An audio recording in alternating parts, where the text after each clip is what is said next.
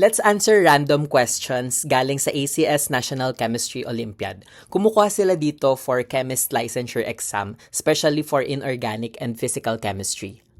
Which substance may be treated with bleach or sodium hypochlorite to render it less hazardous? Start muna tayo sa choices na makikita sa household. So first, ammonia.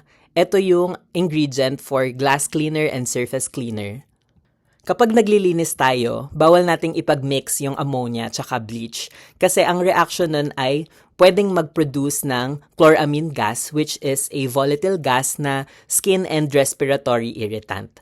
Kapag naman 2 moles yung nag-react ng ammonia, pwedeng may ma-produce na hydrazine which is also toxic and carcinogenic.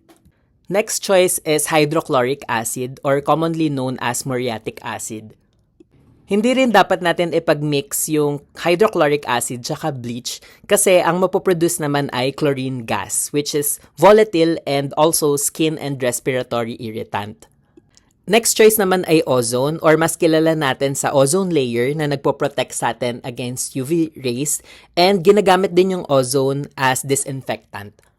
Yung reaction ng ozone with bleach in aqueous solution, pwede naman ito mag-produce ng chlorine dioxide gas which is also highly toxic and irritant. Last choice natin ay sodium cyanide which is toxic white powder used in mining gold and silver and may other formulations din ng pesticide na gumagamit ng cyanide. So toxic yung cyanide.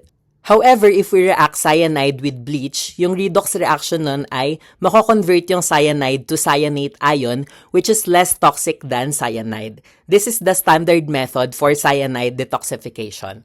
So among the choices, ang pipiliin dapat natin ay A, sodium cyanide.